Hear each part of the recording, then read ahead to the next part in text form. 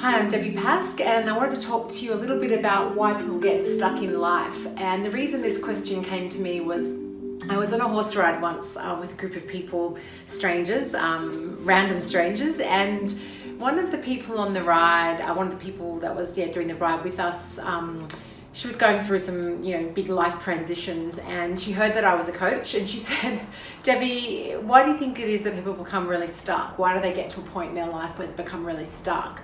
So I thought I'd answer that question in a short video. I think there's lots of reasons. I think I've written down about 9 here. I think when people become really stuck in life, they might sometimes feel like they're doing something wrong or they're failing at something. And I would suggest that people become stuck when they need to make big life deviations or course corrections. So I'm going to share some of those with you, and you might fall into some of these categories, but here's my top 9. One is what we call a big life change. I'll share 2 big ones with you.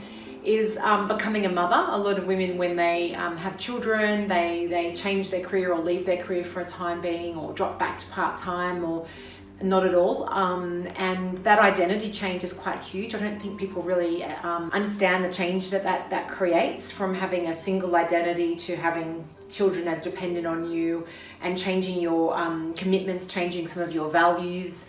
You have to learn unconditional love and patience on some level. So that's a really big life change. The other one that I would say is losing a title, like a CEO position or a management position, or changing industries. I know that when I changed out of a senior position in advertising and went into kind of the coaching and energy sort of medicine field, I really felt very different, because I was no longer esteemed as a certain person, and a large part of my identity relied on that. So when you have a big life change with roles at work or industries, or becoming a mum, or moving country, these things create sort of a stuckness until we can reform our new identity or our new self. And sometimes that takes some energy and reflection and time to recreate the new you.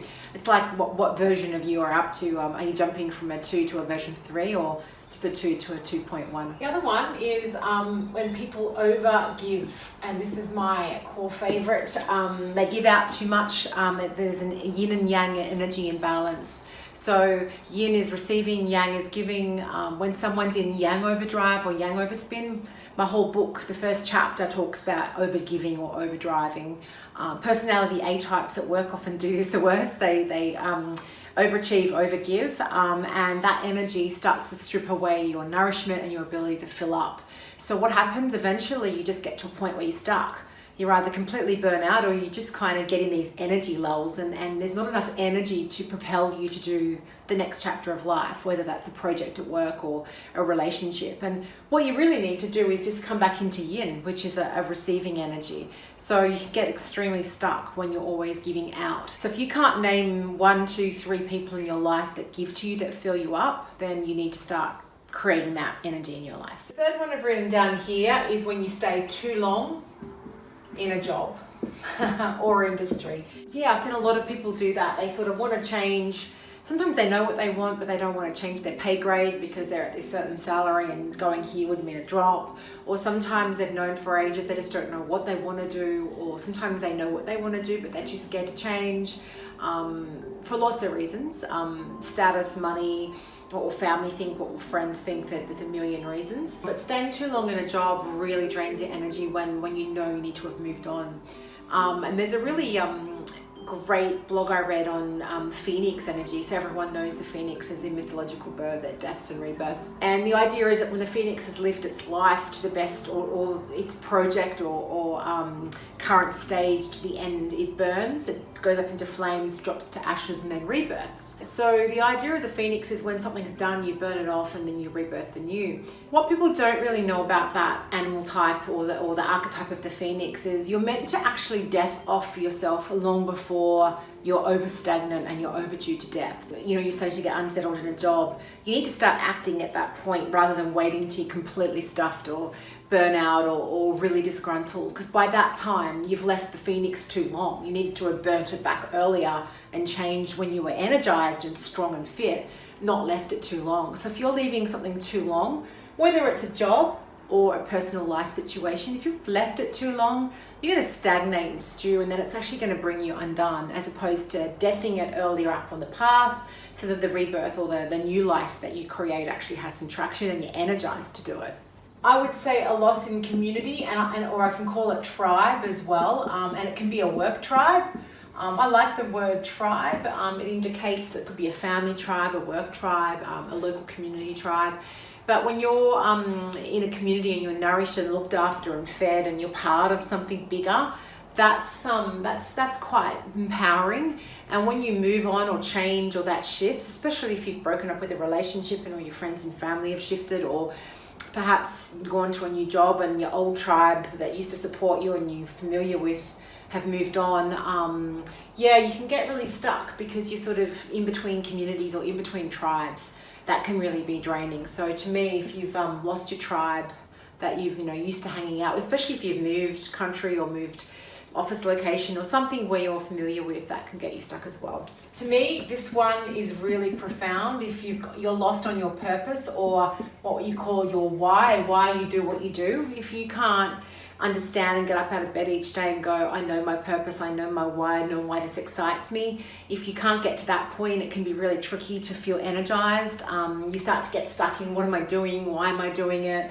Is this what I want? So in my mind, it's good to rewind and come back to the why you're doing what you're doing. What's your purpose? If you've lost that or you've never had it, you just be kind of floating around, and there won't be a strong anchor. And it's really quite incredible and unsettling and grounding and strengthening to have a purpose. I know it's really important for me and the people that I work with. Number 6 is if there's too much duality in your life. You get really stuck when what you're saying and doing don't match up. So I want to leave this job, but I'm still here. Or I want to break up in this relationship, but I'm still here.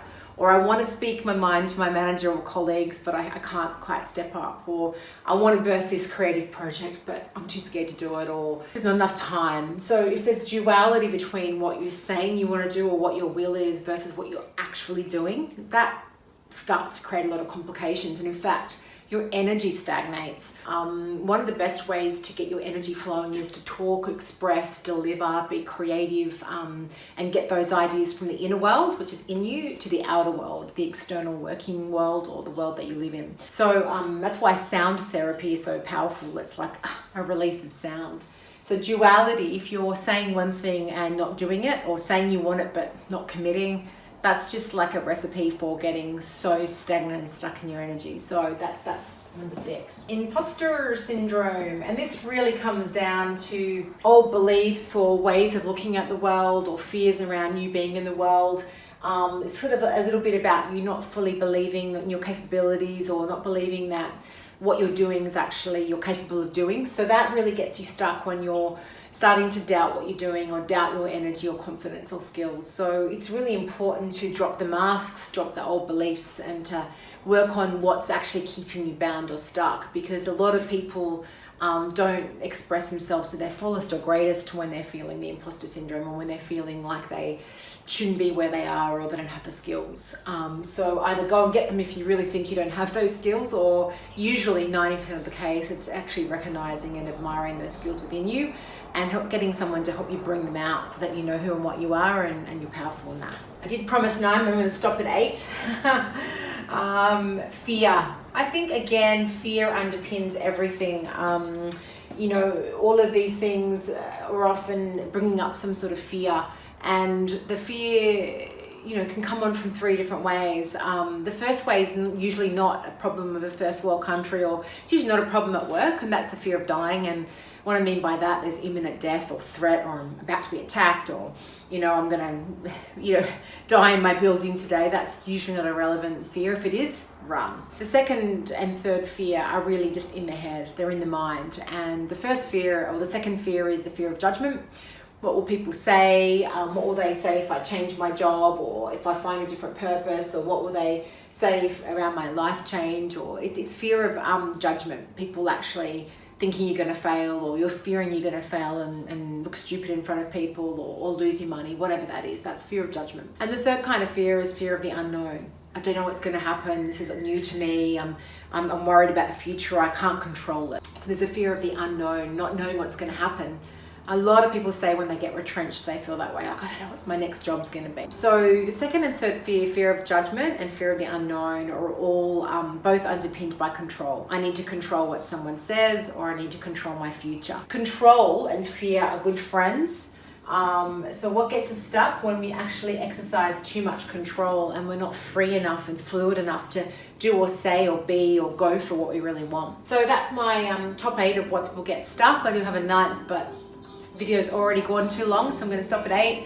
And yeah, I hope that's helpful. All of these areas can be addressed, looked at and worked on if you know what area you fit into, and you can start to untangle some of those things. Thanks for watching.